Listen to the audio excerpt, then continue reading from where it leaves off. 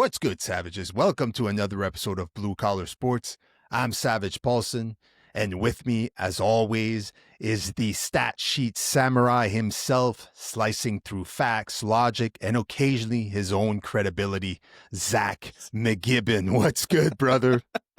I'm doing good, man. I'm doing good. It's been a while. Good to be back here and talking sports with you. It's been a busy last couple of weeks. For me, it was a lot of hockey that was on the docket that I've been going to. I saw you were busy as always. I'm so happy for you interviewing all these hockey players and everything on social media. I see you. I'm like, man, this guy's blowing up. I know. I appreciate that. Yeah, I know it's been a lot of interviews and stuff. For those that don't know, don't follow me on social media, I guess I'll say it here. Recently it's been announced, I could officially say it, I am going to be a broadcast analyst for the Belleville Senators this year. Let's go. That's going to be a lot of fun. Looking forward to that. I already did a preseason game. That was during one of the weeks we weren't able to do it. And so it was a lot of preparation, getting set for that preseason game. It was a lot of fun. And then able to hash out and already got a couple of games on the schedule for this year that I'll be helping out on the broadcast with. So looking forward to that. And awesome. Thanks again to the Belleville Senators for the opportunity. Looking forward to calling some regular season games, especially for a team that, I cheer for the Ottawa Senators. So being able to, look at their farm team and see the players that are there is just great to have that sort of local connection. And so really looking forward to this upcoming year. And then you add into the fact as well, I did some Kingston Frontenacs recently back with your TV Kingston over there, and did some rinkside interviews. One of the players I got to interview, he was just named on the NHL Central scouting list. I didn't even realize he was going to be on the scouting list. Oh yeah. So it was really good. And then filling in, doing the normal Trenton Golden Hawks stuff as always. And then I got asked to fill in for the Wellington Dukes as well. So for a game. So a lot of hockey. So I filled with hockey, but I was looking at our rundown before we came on. It's like, it's nice. I'm going to talk some World Series. Did anything big happen for me as a Blue Jays fan that I should talk about for the World Series? Anything big? I don't know. Maybe you've been too busy to paying attention, but surprise.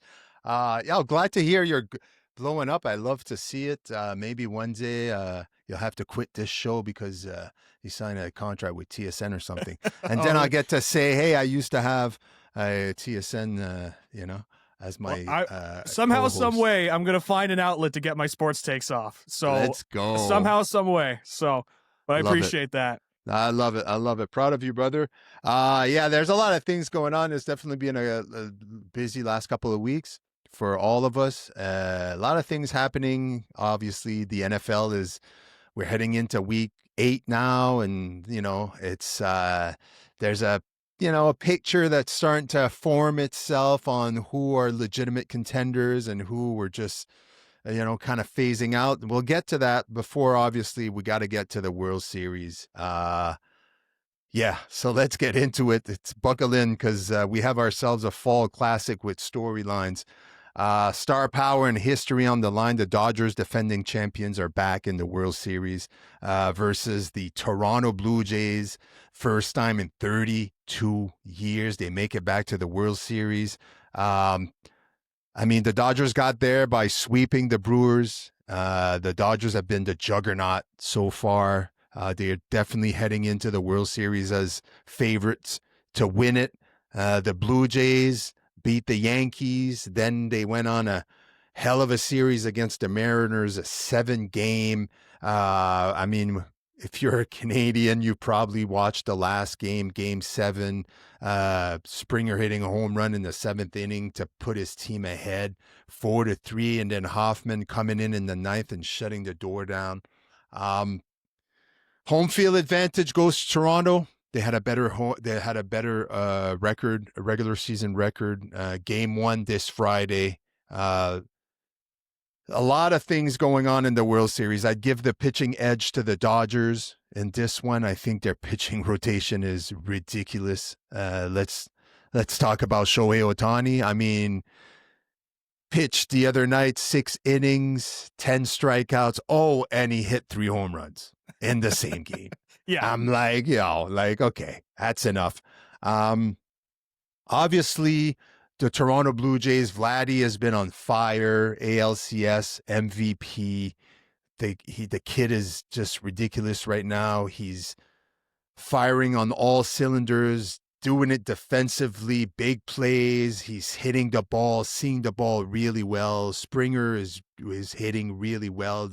Even the guys that I never really heard of, the more of the Clements and the Varsho and all those guys, they're contributing. Who's the shortstop? Jimenez? Is it Jimenez? Yeah, Andres Jimenez filling in while Bichette is out. Right. He's been playing really well. He had a game there where I think he was 3 for 4 with a couple RBIs. I mean, Toronto's definitely got some offensive power to contend with the Dodgers. That's my thoughts. But from what I've seen in the playoffs so far, and let's face it, there's one thing their Blue Jays don't. Look, Vladdy is really good. He's definitely playing like someone that's being paid $500 million. He's definitely worth his investment right now. Putting the team on his back. Well, I wouldn't say on his back. The whole team's been playing well, but he's playing like a superstar is supposed to play come playoff time. And then on the other side, you have Shohei Ohtani, like I just said. Can pitch 6 innings, strike out 10 guys. Oh, and he can hit 3 bombs in the whole same game. This is looking like it's going to be a hell of a series. My initial thoughts were the Dodgers were going to run away with this, even though I'm a Canadian. I know, boo, sorry, boo. How dare you, Stefan? How dare you? I know. The Dodgers are juggernauts, but I've kind of warmed up to the Blue Jays, been following them definitely for the ALCS. I love what I saw from them, and I think it's going to be a hell of a series. I haven't really changed my thoughts on it. I think at the end of the day, it's going to be a great series. The Dodgers should repeat as champions. That's, if I was going to pick a winner, that's who I'd pick. What are your thoughts on all this? I mean, obviously, it's crazy that the only Canadian team in the majors is making it back to the World Series. So obviously, as Canadians, we're all happy and proud. You, as a legitimate Toronto Blue Jays fan, how do you feel? And do you think the Blue Jays have a chance to dethrone last year's champion in the Los Angeles Dodgers? I still can't believe I'm sitting here today and talking to you and saying the Toronto Blue Jays are in the World Series and they are about to face off against the LA Dodgers. Right. Because at no point during the last few weeks, we've had episodes where we legitimately thought that they went on a run late in the season. I remember talking to you about that. But I don't think in our minds we thought, maybe they'll make the wild card and maybe go against the Yankees or the Red Sox. I think the last time we were like, are they going to beat the Yankees? Maybe. Yeah. But then, So I was hopeful that when everything played out, it's like, you know what? I hope we can beat the Yankees at least, because that was like a first-time matchup for the Blue Jays in the playoffs to take on the New York Yankees. And I was hoping that, they had played really well against New York throughout the season. So I was confident in that series. Like, okay, they had played well against New York before. They've won their series against New York in the regular season. And with the Yankees, I always felt like, on paper, you see a lot of the players that are on there, but as Buck Martinez once famously now said, I guess, is they're not a good team. Right. And I think they kind of showed, and I think what he was mentioning there is that the Yankees were kind of one-dimensional in their approach. Right. Because they have a lot of great home run hitters on that team, but they don't kind of do, selective hitting. You know what I mean? Like, we need to pop one into the left field so that you can get on base, or, this one will take a walk. There were so many times in that Yankee series, I was stunned how many first, second, third pitches the Yankees were swinging at. Like they were really trying to drive the ball through.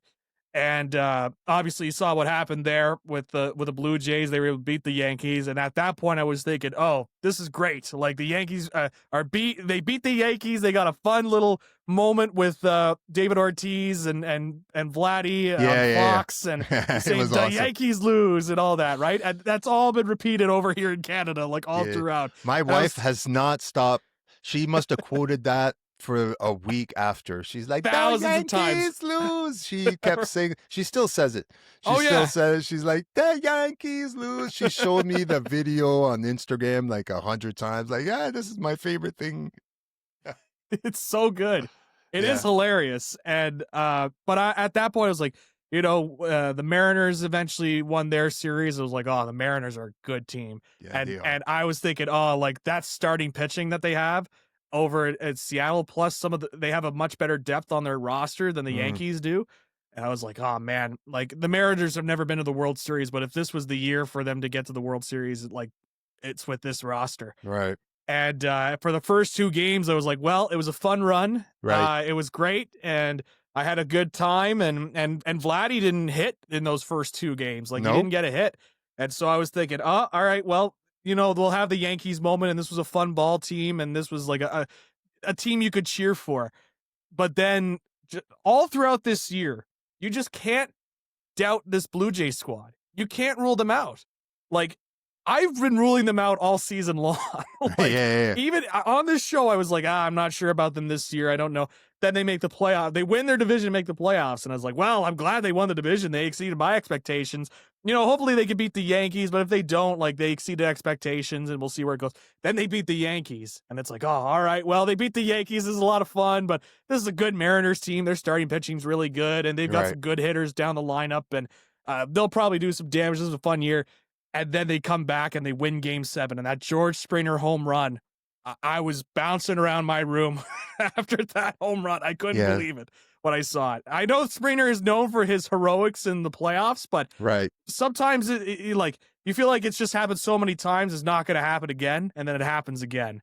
And especially with how they got on base, some of the players for the Blue Jays have just been like, you mentioned a couple of players there. Like another guy I want to throw out there, Nathan Lucas has been really solid as Yep. well. A career minor leaguer comes up into the bigs this year, and he's been a key contributor for the Blue Jays this Absolutely. year. Hitting second in the lineup.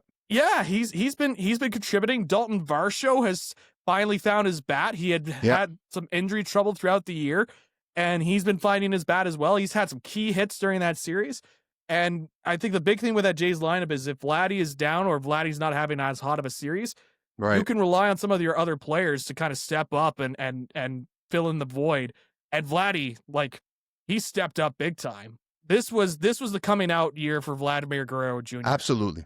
Big time. Like Anybody that was complaining about paying him that much money can't Yeah. complain anymore. Oh, looking silly now, right? Like Yeah, absolutely. this is great. And I did have a couple of questions going in because we saw what happened with the two previous playoff performances that he was in. He wasn't exactly lighting it up when he in his previous playoff appearances. Plus, he had the same manager in John Schneider. That was the big question for me: is did Schneider truly learn from those previous playoffs like he said he did? And so far, other than the occasional, like, I would have let this guy go in a little bit longer, or, oh, I probably would have made this rotation here, he's been solid. Like, I can't complain about Schneider so far in this playoff run. He's been quick to pull the trigger on making the changes, especially, look, I'll admit that I was very pessimistic going into Game 7, the way the game started. Shane Bieber, there was just something about him that I didn't have the confidence that he was going to be able to give you that Game 7 performance that's just going to be undeniable. Blue Jays lead from the first inning to the last inning.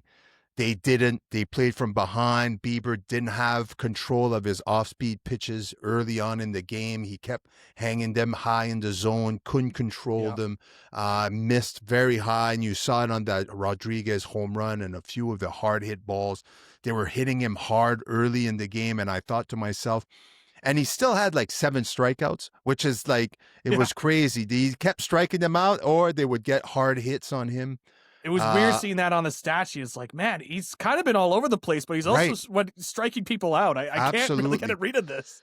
And but there was just, I've seen too many pitchers have those types of performance where you're like, it's not, you need a solid performance. You can't have guys having hit the, like, first time around in the lineup and they're already hitting the ball hard and you can't control your off-speed pitches and you're letting them hang high in the zone for a bunch of hitters that were just, look, I saw a crazy stat, I think it was at Game 6. or maybe game 7. I think the Mariners swung at over 90. At a certain point, they were swinging at over 84 or 85% of off-speed pitches. They Hmm. swung, I think in game 7, up until a certain inning late in the game, they had swung at all but 2 off-speed pitches that were thrown by the Blue Jays pitcher. They were obviously sitting on the off-speed, waiting for that to drive that ball. And that was a crazy stat when I saw that. And there wasn't really an adjustment until the bullpen came in game 7. And obviously, the Springer home run in the 7th inning just turned everything around. Yeah. I'll give props to another kid that I knew nothing about, Addison Barger. Yeah. I mean, Addison Barger, Varsho, all these guys. I knew Varsho. I knew some of the Falefa from the Yankees. I thought had a horrible series against the Yankees. At least he had one bad game where he made an error at second and he was pulled immediately. Oh yeah. But he had his moments against the Mariners. I think the Blue Jays just their bullpen didn't shit the bed like we Yeah. expected them to. Yeah. Hoffman has been good. They've been using starting pitchers in important games as relievers. I Hmm. mean, Matt Scherzer had a really good game. I Yeah. mean, that fucking guy is a psychopath, He's a crazy. real Like, psychopath. telling But Schneider, I'm good. Let's go. like, what I'm the fired fuck? up. I'm like, but even did you see him when he was warming up? He goes like this. He goes, Oh yeah. no one's around him. He's just Yeah. warming he's in the bullpen, just warming up before the game, and he just goes, pew, Yeah. and he just fucking keeps going. I'm like, this guy is a psychopath. I love it. Crazy. I fucking love it. Yeah. And I mean, he brought it for a guy that's up there in age, and people, had all this trouble with his thumb and all these injuries in the last few years. He gave them 5 innings of stellar pitching that they ended up winning the game. Like, look, I think they're at the pitching duel against the Dodgers. It's going to be a tough one. The Dodgers not only have a really good starting rotation and Otani, obviously, but they have a really good bullpen. They have really good options when it comes to bullpen and bringing in guys. If they get to the 5th and the 6th inning with a lead, yeah, good luck, Blue Jays, having those moments where you're going to be able to score some runs late in the game when the bullpen comes in. But we'll wait and see. I'm excited to watch it.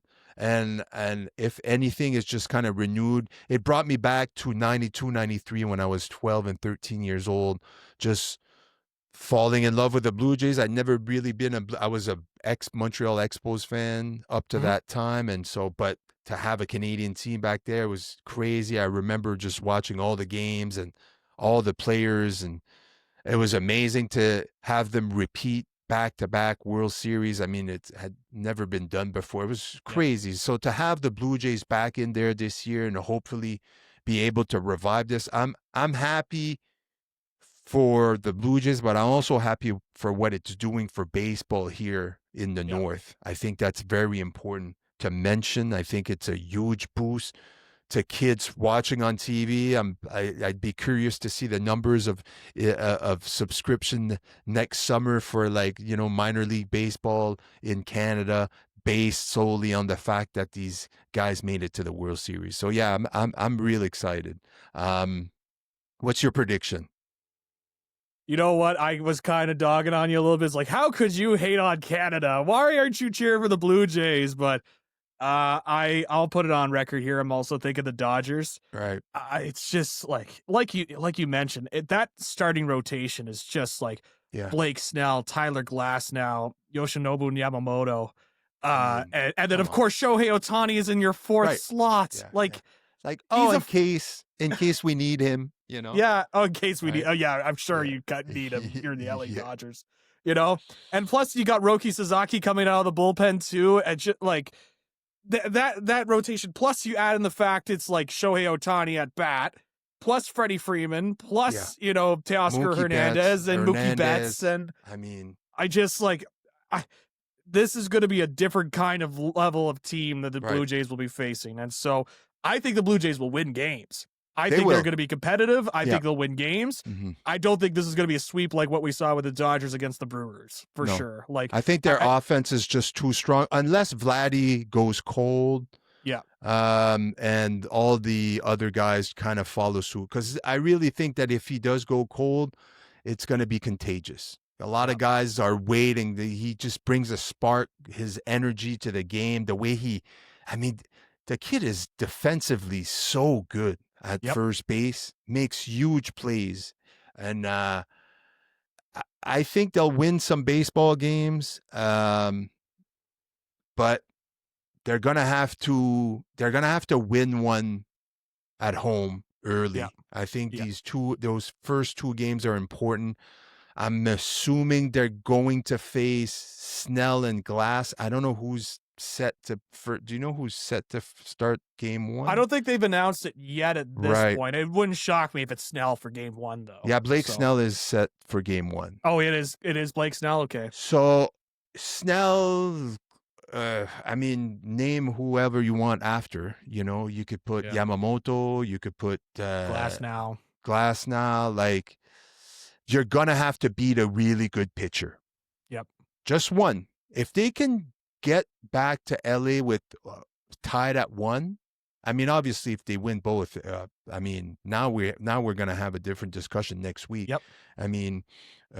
But yeah. I will say though, in the case of the Jays, like I am reminded of the Raptors run in 2019 where they take on a pretty good Golden State Warriors squad. Now Absolutely. I know Kevin Durant got hurt, and I know Klay Thompson also got hurt in that series, right. But they still had Steph Curry and they still had Draymond Green. Like, they still had some good players. This could be a case. You could. Here's the way I could angle this. If you're a Blue Jays fan, you want to stay optimistic. The Blue Jays took on the Yankees. They beat Aaron Judge.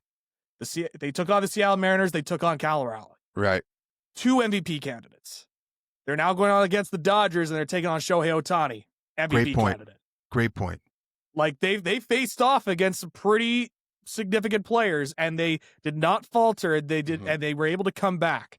So I throw that out there as like because I'm a Blue Jays fan, and I got to try and trick myself into getting myself invested and need to see what's going on.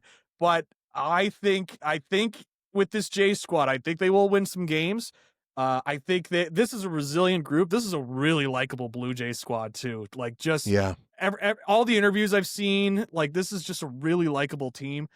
And that's also a part of me that's like, man, I really hope they win, because it's also just a great story of like the team. They're going in as underdogs. Just this underdog team beating the superpower of the LA Dodgers would just be an incredible story. Especially, imagine if I told you before the season that the player, if I were to ask you to guess the player that had signed with a team for hundreds of millions of dollars on a long-term deal, would you think it would be Vladimir Guerrero Jr.? Right. Like, I don't think a lot of people would. No. I think they'd be like, oh, Juan Soto's getting to the World Series first year. Not a shocker at all.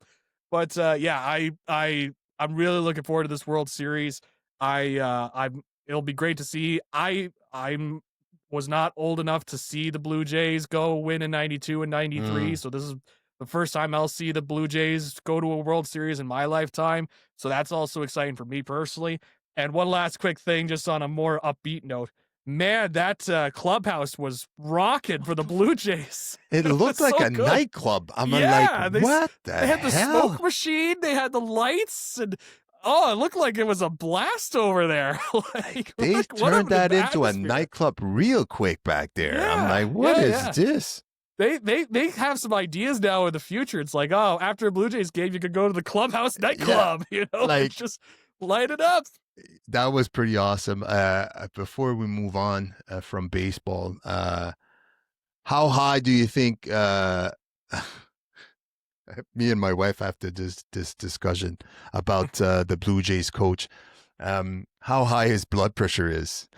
He looks like his blood pressure's through the roof every single game. He's red as a fucking tomato, and he just looks like look, he keeps his shit together, but I have a feeling sometimes that it must be extremely stressful to try to manage this team to win against. Look, I think they were supposed to beat the Yankees.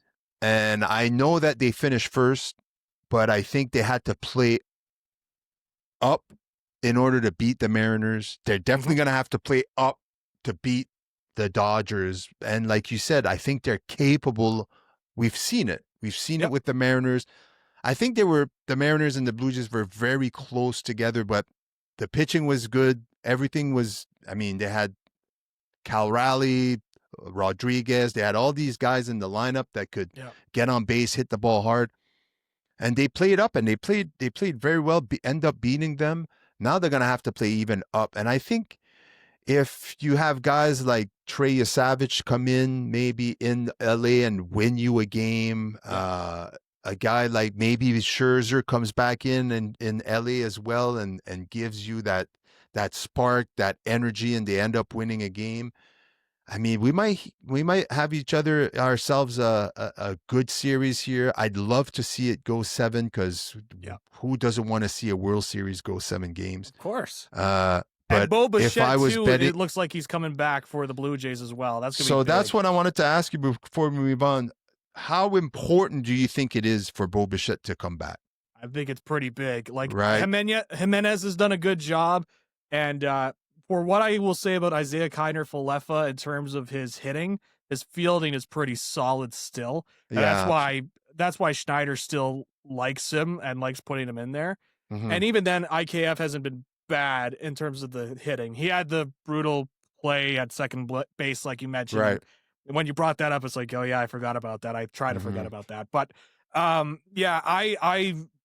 think having Bo in there will be big for them. That helps with the depth and the big thing for him. Like I thought he was going to play during the Seattle series, but I guess he's just like when he's trying to swing, it's still kind of painful and trying to run the bases. So I think running the bases is the big issue. If he didn't have to run the bases, if he could, I think he'd be playing. But I mean, you can't play baseball if you can't run bases. Like, it's unfortunate. There's no Kirk Gibson moment where he's just coming off the bench and hitting a home run, and funny enough for the Dodgers. So although he could. So for sure. I'll say Dodgers in 6.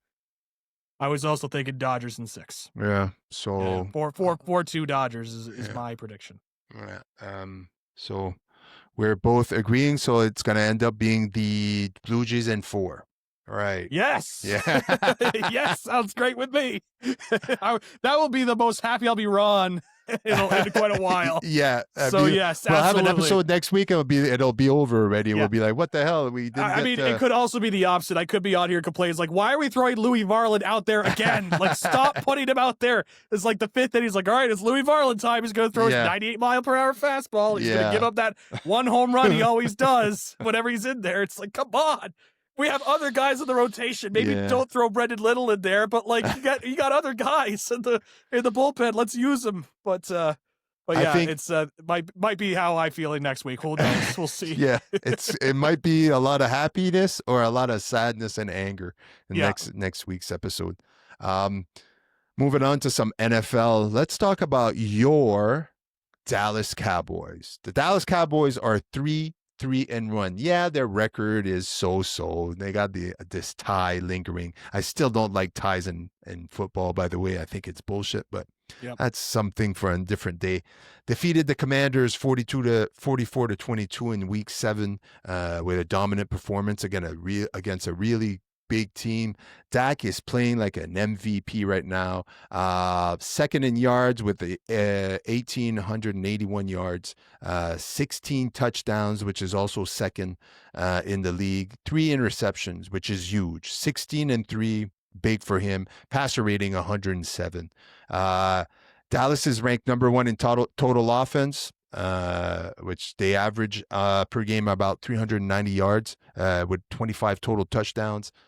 CeeDee Lamb is back from injury and looking like the fucking god that he was before, He got injured. Pickens seems to be settling really well in Dallas. I mean, the record aside, I think Dallas, obviously their defense is worse in the league. I think they're ranked last, I believe, in total defense. But I mean, Dak Prescott is balling. and he's just crazy. Like I said, second in yards, second in touchdown, and a touchdown like one behind, I think Justin Herbert, I think, is leading Mhm. the lead, if I'm not mistaken. But you being the Dallas Cowboy fanatic, Yes. can Dallas compete and make the playoff, even with this subpar defense? I think they can. I certainly think they could get in a wild card spot. Philadelphia hasn't looked like it's weird. They're winning Right. games, but there's always this dark cloud that's been hanging But over haven't them. we And seen this before from Philadelphia last year? yeah, Wasn't this the same storyline last year? Like, yeah, Philly's good, but yeah, Philly's good, but Hurts isn't playing well. yeah. Yeah, but AJ coach Brown is is not doing losing this, his and yeah, fucking coach is wacko and he's yelling at the crowd and we want him fired one week and we love him the yeah, next. Like, the Eagles are just weird. I can't get a feeling about them. It's like they won me the too. Super Bowl last year, and I still every game I go, Yeah. but go And on with your Saquon and Dallas Cowboys Saquon hasn't been playing at the same level like he at did last all, year. Yeah. at all. Almost invisible. It's It's just very crazy. weird. Yeah, So it's just this weird black cloud over Philadelphia. As a Cowboys fan, I'm loving it. But right. as a just a neutral analysis guy, like it's very weird that what's going on in Philadelphia. So I don't think they're gonna win the division either way. I think Philadelphia will find a way to get into the playoffs or win the division and have a good seeding.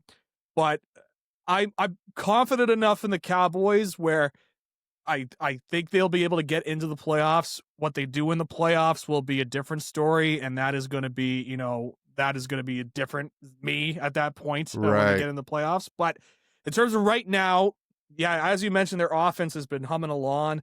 But it's like what you mentioned. You like talked all about the offense, George Pickens and CeeDee Lamb, and I got to mention too, Javonte Williams has kind of been an Yes. under good story there. Like coming out of Denver's, thought that he wasn't going to be the same guy after his ACL injury.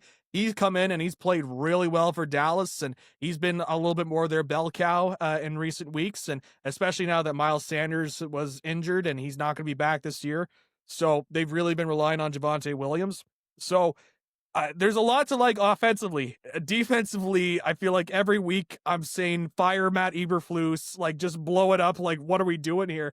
And yet I'm looking at our record, and as you mentioned, we're 3-3-1, and it's just this dichotomy, and it's like Mm-hmm. nothing can really ever come easy for Dallas. So, uh, I think they got to make some moves to at least shore up the defense. I will say DeMarvion Overshown is coming back pretty soon, and he's an underrated linebacker. I think Mm-hmm. once he gets on the field, I think more people are going to know about his name. When he was on the field, he was a great linebacker for the Cowboys. But the problem is he's just been so injury plagued that people haven't really been able to truly see him on what he could do.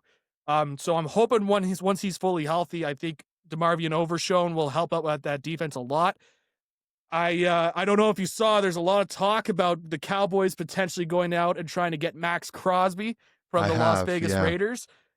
The Raiders have said they wouldn't trade him. Yep. So I'm not going to go in thinking they're going to go for the trade, but I will say if they were able to pull off the trade for Max Crosby, where you got the guy already signed, and they are able to keep their first round picks, if they're able to find a way to pull this off, and they traded Micah Parsons away, got 2 first rounders plus Kenny Clark at the defensive line. If they get Max Crosby back and they don't have to get rid of much to get Max Crosby, maybe like a 3rd, 4th round pick, I think you have to give Jerry Jones some credit if he's able to pull off that deal, because you get a premium edge rusher, maybe not as good as Micah, but you get him for much cheaper than what they're paying Micah right now. Plus you get first round picks. Plus you get Kenny Clark. Like, I know people don't want to give Jerry Jones credit, and trust me, I'm the last person to want to give Jerry Jones credit for something.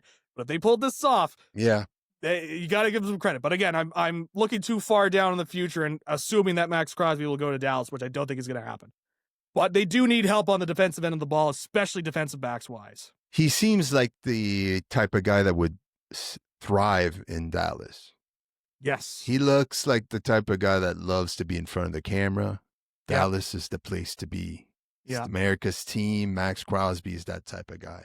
Yeah. You're absolutely Plus, right. I don't think he wants to be in Las Vegas right now, the way things Oh are my going with that God. organization. Like, So, I, they're my biggest, I want to say disappointment. I just, when they hired, uh, what's his name? Pete Carroll, Pete Carroll. I was like, all yeah, right. I mean, Pete Carroll's good coach. respectable. Fuck, Yeah, he won a Super Bowl in Seattle, and probably he's will go into coached the all Hall of these years. Fame in the future for sure. Absolutely. They bring in Gino. I'm like, all right, let's go. And fuck, like I'm like, what Yeah, is going on? yeah, I have a theory. I just don't think, like, this is completely not sports related or anything. I can only imagine how hard it is to play in a city like Vegas with all the lights and everything that comes with playing in Las Vegas. And yeah, you're the fucking Raiders, this team with all this history and with craziness and the yeah. The crazy brand, fans and yeah, brands and stuff. They're like similar in a way to the Dallas Cowboys, where you watch this team grow and be kind of the the team where, like, if you're not an NFL fan, like, I'm a Dallas Cowboys fan. right, I'm a Raiders fan because their fans fucking put painting and wear these big suits with yeah. shoulder pads, Raider Nation, like Get the fucking crazy. stick 'em on their hands like the old Yeah. '70s Raiders. Yeah, Um, but yeah, it's kind of sad. It's just sad. I'm sad. I'm sad for Geno Smith. I like him as a quarterback. I just find it sad. But I yeah, will say this: if the Cowboys can pull off Crosby, then yeah, now we have MVP guy slinging the ball in the offense with Dak Prescott, and now you're bolstering your defense into something at least respectable yep, for the playoffs. Now you can make a real run. Because the thing is like, I'm like you. I think the Cowboys will squeak in on the wild card, but you can't win playoff football with that type of defense. It's just I mean, they're going to end he's up so playing a tough. team that's just going to completely destroy their secondary or whatever it is, because they're going to end up facing someone huge in the playoffs. So, uh, but I'm enjoying it.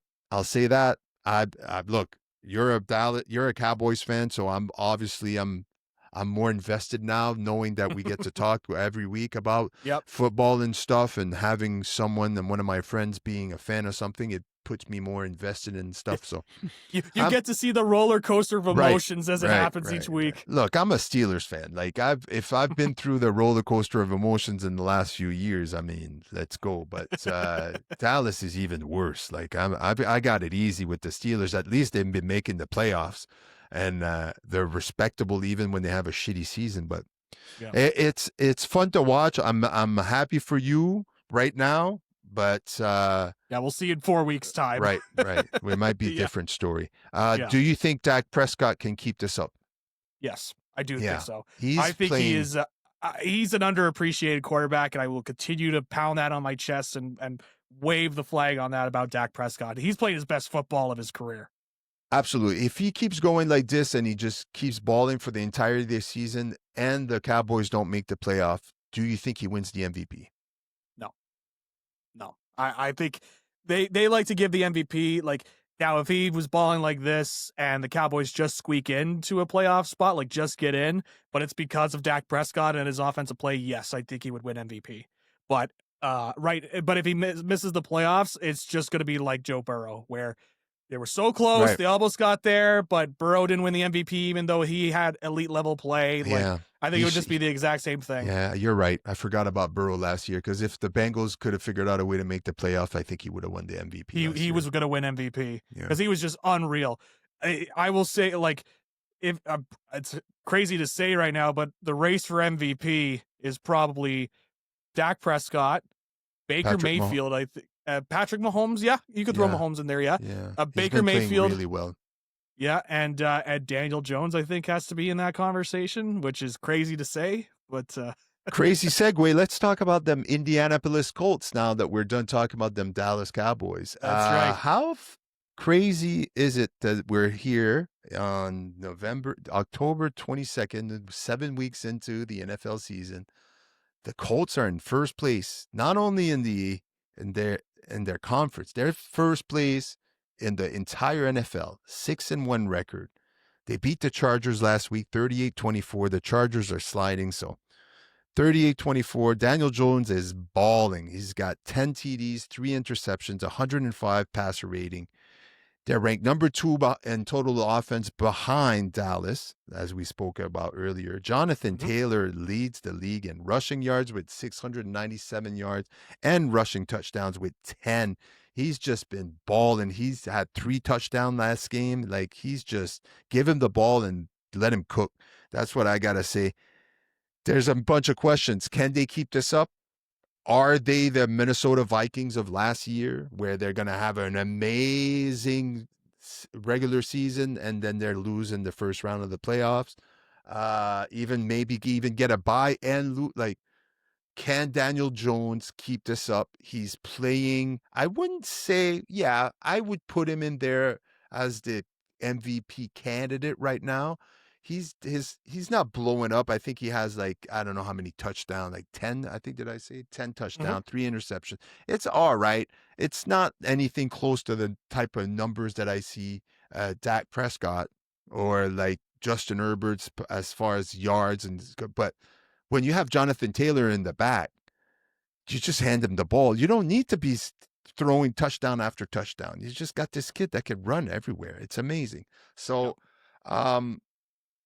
what are your thoughts on the Colts in general? How surprised are, I mean, we've talked about Daniel Jones ad nauseum, I think, for the last few weeks because look at him. We saw him Yeah. in New York and we were like, dude, this guy, I'm having a hard time believing this guy's even NFL caliber quarterback. Yep. Ends up in Minnesota last year, back up. We don't see him, and all of a sudden gets signs with the Colts, wins the quarterback job in the offseason, and they're 6-1, best team in the NFL. Zach, explain it for me, because I look, I'm trying were to. they a legitimate good team and all they needed was Daniel Jones, or again, what is it? You explain it. You're the expert. You All tell me. right. Laying it up for me. Like I did with that segue. You're gonna lay it up for me. I'm gonna knock it out of the park. And I'll try and help with the Colts stuff. Yeah, it's tough. For the first couple of weeks, I thought it was going to be like the New Orleans Saints from last year, where the first couple of weeks, all of a sudden, Derek Carr was going out there and just having these unreal games, just putting up 40, 50 points. I remember with the Cowboys game specifically last year, I was saying to myself, man, they are really putting up some points here. And then they just completely fell off a cliff. And I thought that was going to happen with the Colts. I was like, well, you know what? Daniel Jones is in a new system. He's figuring it out. It's going to be okay. But then once they gets figured out, there's going to be a drop off and people are going to figure out what's going on with Daniel Jones and why he was able to succeed. But they haven't yet. They still haven't been able to Right. figure out this Colts team. And I've been trying to look at this schedule here, and I will say their schedule hasn't exactly been a lot of heavy hitters. As I look through, they face off against the Titans, and that's just a dumpster fire in Tennessee. Mm-hmm. They're going to face off against the Titans again this week. They faced off against the Raiders, and that's a dumpster fire too. So some of those teams haven't exactly been lighting up. The Cardinals have been a disappointment this year, Yeah. but they did beat the Broncos, and I think a lot of people like that Broncos squad. That's up and down. They when they're on, they can really play. I should also mention as well, the Colts also beat the Dolphins, and the Dolphins are also a dumpster fire. Yeah. So it's like there are some teams in there that's like, I'm going to look great too if I'm facing off against these teams. But they did beat the Chargers this past week, and the Chargers, I think, are a good football team. Yeah. And they were able to come together on that. They only lost to the Rams by a touchdown. And I look at the schedule for the rest of the year. They will face the Chiefs this year. They will face the 49ers, but they are in a weaker division. Like, really, it's them and the Jaguars, I would say, that they're kind of fighting for the top spot right now. They're going to face off against the Texans twice in the next couple of weeks. they're going to go through some heavy hitters. I think the Seahawks could do some damage as well as I'm looking through this schedule. So we'll see in the second half of the season if they're able to keep up their level of play. They're playing But the I will Steelers, say too. I do think that Colts team going into the season, I think they were getting maybe I didn't think they were going to win the division, but I did think that they were maybe a little too harshly criticized because of their quarterback situation, because there are good players on that Colts team. Right. I didn't think it would be a throw Daniel Jones in there and that's going to take them to being competitive in the division. But I thought that they could, be at least win some games back and forth. But yeah, this Colts team right now, they are lighting it up. I do wonder about that schedule though, and I do wonder if, as the weeks go on, you take on the Chiefs, you take on the 49ers, you take on the Jaguars again twice, right? And that's going to be a competitive matchup for that division. How are they going to fare? The Seahawks have looked pretty solid with Sam Darnold, and Jackson Smith and Jigba has been having a great season. Crazy. So there's a lot there that I'm hesitant on. But and Stefan, they're taking on your Pittsburgh Steelers. I know on the 2nd of November. Yeah, so that's going to be an interesting matchup too. So I'm still hesitant on going all in with the Colts because there's elements of those games where it's again, some of those are teams that they should be beating. But there's also elements of I love the story of Daniel Jones just being able to go out there and have these great performances. I think it's becoming more and more clear that Brian Daboll is not the guy in New York. If there was ever any doubts that it's not Daboll, I think now it's pretty clear Daboll's not the guy. They need to make a change real fast because he might ruin another quarterback's career in Jackson Dart. Because, look, Jackson Dart, I think, is a good quarterback. I think they made a really good decision drafting the kid. Cam Scadaboo's a fucking psychopath animal that they just bring so much. You need someone. You need someone else to lead that team as far as coaching. So yeah, I agree with you. I don't think that Daboll is the guy there. The stunt that Daboll did where Dart had to go in the blue tent and Daboll was just running into the tent wondering how he was doing and waiting for him to come back out just reeked of desperation for me of Daboll being are you going to be and if you're not okay, this is my job that's on the line. Yeah, I'm screwed. I can't. I'm not going to see the field. And the Giants had to go out there and be look, we have up to standards medical procedures and this was just a mistake by Daboll. It's blah, blah, blah. Just he's not the guy there for New York. And so I will say this about the Giants too. I know we're talking about the Colts, but I wanted to quickly mention with the Giants that I think there is the Giants needed something to cheer for this year. And I don't know if they're going to win a lot of more football games, but boy, do they need some energy and something to root for. And they've got something to root for now because that defense is getting better. Jackson Dart looks good. Yeah. Cam Scadaboo is just a fun running back. That's a guy that's looking for contact every time he has the ball and he thrives on it. Crazy human being.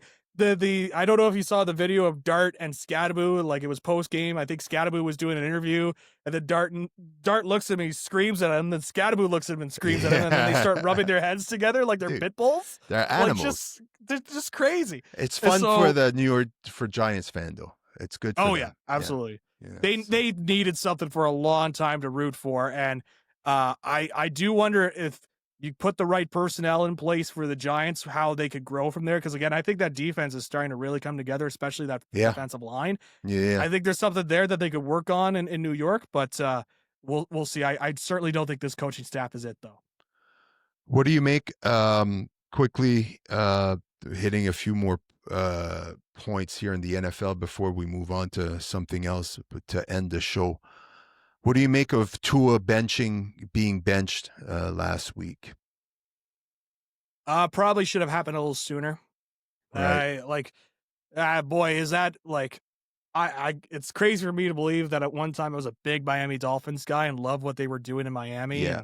I love the energy that McDaniel brought, and I thought he was bringing the best out of Tua, but things have just collapsed in a dramatic way in Miami. I'm stunned we're talking right now and McDaniel's still the head coach. Yeah, he has to be the first to go, right? If they would lose bad this weekend, we can expect Monday morning, right? Yeah. Right. I can't imagine how much longer it's going to take. Now, didn't Brian Callahan get let go by the Titans? If I recall, he's the first head coach that was let go. So I forgot about that. I thought it was going to be McDaniel that was going to be the first let go. Yeah. And yeah, although Brian Callahan, he himself should have been let go. Like, boy, some of the decision making Dude, that he team had, is horrible. but Miami, like, it just feels like a totally different football team from a couple of years ago, where it felt like there was just this great energy. Tyreek Hill was playing probably his best football. Plus, you got Jalen Waddle there, and just it's just a totally different energy. Like, not only should Tua be benched, but I think Miami's got to move on from Tua at this point. Yeah, like, it just they do. there's They need just to start. no They need to start fresh, complete rebuild. In my opinion, they have nothing. They need complete rebuild. I think new coach, new quarterback. They should look to because draft. Tyreek is not coming back. No, And I wouldn't shock me if they decide to trade Waddle while he's got some value and just look at it as like, because they need to rebuild, not because I don't think there's bad talent or anything like that. It's more for there is bad mojo in that building right now, and they need to get rid of that bad mojo ASAP and just start new and try and build a culture. Now I say that and I sound like, Woody Johnson bringing in Aaron Glenn and saying we need to build a culture here in New York, but and that's a whole different thing with the Jets. Okay, let's talk about the Jets because I wanted to bring this up. So from one benching to the other, Justin Fields getting benched last weekend. We all saw it. Deserved? I mean, they're not winning any football games. You kind of need to have a spark. You can't blame him, but if you're going to make a move to try to tell your team that you're not giving up, you got to make a move. You're going to bench Justin Fields. I feel for the kid. I mean, from the Bears to the Steelers to what happened to him with the Steelers last year, going 4-2 to start, or I forget what their record was before Russell Wilson came. So it's like he had some success. It wasn't enough. Now you go to the Jets, new start. They seem like a team that can't get their shit together. Same thing, new coach. You thought new culture, new attitude, and they're 0-6, and you're like, what the hell is going on there? The interaction there with Garrett Wilson and Aaron Glenn was fascinating to see already. And I at first early on, because it wasn't like the Jets were being absolutely dominated other than the Bills game. They were close. Like they were fighting, and I was like, okay, well, they played the Steelers in the first week. I was like, this team's legit. Yeah, this is a competitive football team. Like, and they can play, but at the end of the day, you got to win some football games, and the Jets haven't been able to do that. I'm actually kind of surprised. Maybe I shouldn't be surprised because it's the Jets, but I'm actually kind of surprised they haven't won a football game at this point. And we'll see. I think Aaron Glenn is going to last the year, no matter what their record is, even if they go 0-16. I think Aaron Glenn is lasting a year, because I think based on the comments that Woody Johnson made, and I'm not saying Woody Johnson is the harbinger of evaluating great talent, but Woody Johnson is pretty clearly invested in Aaron Glenn and saying, hey, we're going to commit to this guy. But yeah, it's rough with the Jets right now. And I there's a lot of pieces I like of their team. Like I want to like their team, but they just can't seem to take that next step to be, okay, now we're a winning football team. We've got the players, we've got the pieces to work with. Now we got to take the next step to be that winning football team. And they just never seem to do so. So yeah, it's just tough out there for being a Jets fan. It's always been tough to be a Jets fan since like 2010. So it's been a long time since. It's been definitely a rough road for the New York Jets. One last thing in the NFL quickly. New England Patriots. Drake May. We haven't spoke. We were talking about the potential MVP favorites, early MVP favorites right now. I've seen Drake May's name in there, maybe in the 4th or 5th spot after all these quarterbacks that we named earlier. Do you think the Patriots are for real? They look good. They look good. You want to talk about establishing a culture the other way. Vrabel has established a culture there in New England. Yeah. It wasn't looking good early in the season. I will admit that. I was like, ooh, this seems like it might not work out for Vrabel, but he's been able to turn this around. 5-2. Drake May's playing well for a second-year quarterback, sophomore year. Like, I'm liking what I see. I'm a Drake May fan. I've liked him. I like the kid, so I'm happy to see him do well. He was interesting coming out of North Carolina when he was drafted, and the big thing for him, for me, was like I think he needed a good surrounding cast around him to really kind of elevate his game. Right. And I still think he could use some like he's got Diggs there, and Diggs is obviously trying to be, you know, trying to, recapture his career a little bit after that pit stop in Houston. He's got some good running backs behind him, but when Stevenson's not fumbling the ball. Yeah. But but he's got Travion Henderson there as well. I love Will Campbell, the tackle there for New England. The I think rookie, yeah. that's a good player that's there too. So I think they're building something there in New England. Now I think they got to start, like, we'll see how this season goes. I think they're doing a really good job. Vrabel clearly has a culture that he wants to establish there. I think this is kind of a modernized Belichick way approach where, a lot of similar, like, going to be grittier, tougher, Right. and we're going to have a good defense and we're going to have a really good quarterback to work with. But I think they're updated in the sense that they're not afraid to, like, Belichick back in the day, other than Randy Moss, like, he wouldn't really go out there and make these big swings and trades, try and Mm-hmm. find guys. I think that this Patriots team is willing to do that more, and look for players and sign guys to bigger contracts. Belichick was more of like, we're going to find some undervalued players, and we're going to scout, and we're going to build around that, and we have our identity that we're going to stick to. Yeah. And I think Vrabel is willing to take elements of that because obviously he played for Belichick, knows how that all works, but also understands what the modern NFL is nowadays. And, that could be a future episode where how Belichick is doing North Carolina right now, where it's just like, you want to talk about a tire fire. Like, it is Wow. just something else. It's a clown show right now. It's horrible. I would have never, if you told me that 10 years ago, Bill Belichick would be just spinning out on fire and leaving a wake of destruction in his path, I would have thought you were crazy. Yeah. Absolutely crazy. But it's just wild right now. But I like where New England is going. They had that big win over the Bills, and that's a real big confidence booster because that Bills team is really, really strong. And they're always going to be a contender each year. So I think there's a lot to like in New England right now. Yeah. And where I they're do too. building, Drake May looks good too. So yeah, there's a lot to be excited about if you're a Patriots fan right now. I think they should go after Garrett Wilson. Yep. I Go think after they Jalen should. Waddle. Yeah. Bring somebody in. Yeah. Good. I'm happy. Let's switch gears here to end the show. We haven't spoken about wrestling in a little bit, so let's talk about a little bit of wrestling. John Cena's career is coming to an end. We got four appearances now we have left for him. His last match is coming up in December. What's your thoughts? Do you have an opponent that you think it's going to be? I have thoughts. I don't know if it's confirmed or not, or if you know anything about it. But look, John Cena's had one hell of a career, 17-time champion, blah blah blah, and I'm really happy that they went away from the heel. Yeah. And they kind of made it work. They were like, well, forget about it. Yeah, you went heel, but let's make it work. And he's actually having some, I can't believe I'm sitting here in 2025 saying that John Cena is actually having some really good matches. Like he's not, look, I'm not going to sit here and tell you he's fucking Will Ospreay. Right. But he's putting together some really interactive, crowd-pleasing matches to end his career, and I'm happy to see this. Do you have any thoughts, any guesses, or even maybe you heard something, you know something about who you think John Cena's last opponent's going to be? It was interesting. I had this debate with Lever Sage, who I do the This Is Wrestling podcast with, and we cover the show each and every week. And we had this big debate because I think it's going to be Gunter. That's going to be the final match. So do I. So I think it's going to be Gunter.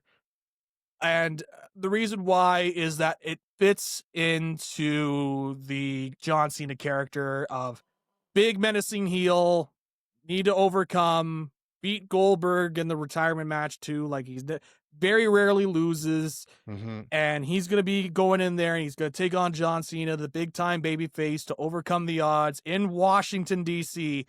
Beating Gunter, I think is that's where I think it's all leading. I think it's going to lead to John Cena beating Gunter in his final match, Saturday night's main event there. Oh, and you that think will he's be going it. to beat him? I also, yeah, I think he's going to beat him on top of that. I think they're going to take lessons out of Interesting. the. I think they're going to take lessons out of because you saw what happened with Sting with his retirement in AEW, and he went out on top in All Elite Wrestling, and it worked because it was a tag match with Darby, and it was good for Darby as well, where Right, he right. also got some of the rub as well. I think in this case with Cena, I think they love the fairy tale ending, and I think that's how they're gonna go. I could be wrong, like maybe Gunter wins, but I think Cena's gonna win his final match. It just I look at the venue that they're in, the last match, his career, the way that he's pushed as a wrestling character, Hmm. it just screams to me that he's going to win his final match. And I'm not saying I agree with it or disagree with it. I just see the way that it's being pushed, and I think that's where it's going to go. I want to throw out this idea though that Lieber Sage brought forward, which I don't think is going to happen, but I'm interested to hear your thoughts. The Rock recently was on the Kelsey Brothers podcast, their New Heights, Okay. and he said if he had a choice on who the final opponent would be for John Cena, it would be him. And obviously, The Rock has an executive position in TKO, and he has a lot of control over his storylines, as we saw earlier this year. And if John Cena wanted to pick an opponent, it would be The Rock. And you could do.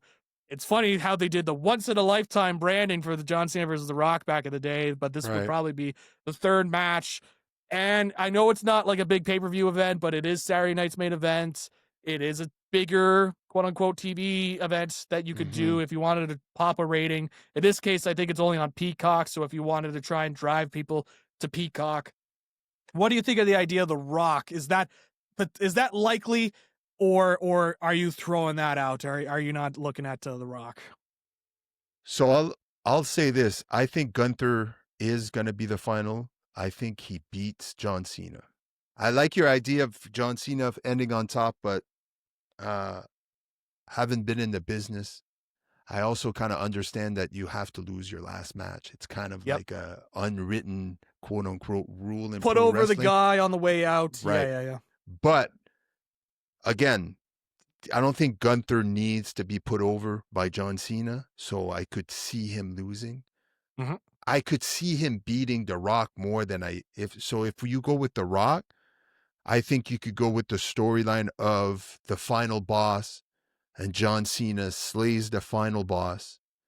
And then he's like, I ain't got nothing else to do. You could spin that in a way that makes more sense to me Hmm. because The Rock is not a full time wrestler. It's kind of a more of a spectacle of a match than an actual. It's more like I pick you or I pick whatever, how you want to build it.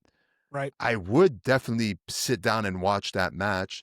I do think that if you make that match, I do think you need to have John Cena go over because then it's like you're gonna have The Rock, which doesn't really wrestle, come Yep. back, have one match, and then go over and then disappear, and you might never see this character, the final boss. Maybe next year for WrestleMania, who knows? Maybe, but it's interesting. I don't think you have many options on who the opponent is. I think it's Yep. Gunther, The Rock, and I mean, who else is it going to be? So yeah, I mean, it definitely be interesting. It would definitely help put an end to the story that Yeah. started See, and that's that what I kind was of gonna throw out there too. disappeared, Like, right? that could be like a storyline ender right there. But I yeah. wouldn't be that shocked if all of a sudden we see him coming out and he ends up being the last because, like I said, I think, okay, finally you're closing the loop on this crazy ass sold your soul so you can win your 17th championship Mhm. and confront him. There's a storyline there. Uh, yeah, it's interesting. It's really interesting, actually. I think I'd rather see that than Gunther. I mean, I love watching Gunther. I just think it's the type of match like it's hard. There's a storyline to be built there. It's a simple, like you said, babyface against this big strong heel that destroys everybody, that rarely loses, that Mhm. blah blah blah. But The Rock versus Cena, the history they have, Yep. the animosity they have. They don't really like each other. They didn't used to anyway in the past. So yeah, I could see that. That would make sense. I would Yep. like to see that. It would be interesting. I only push back on it only because one, the recent appearances of The Rock, he's not exactly in ring ready. No, After absolutely. Yeah. after the stuff with the smashing machine, Yeah. he's a much skinnier Rock. Right. And number two, I don't think they would like if that would be something I think they would build up over time. You know what I Yeah. mean? They The need to Rock is a start guy building that it loves now.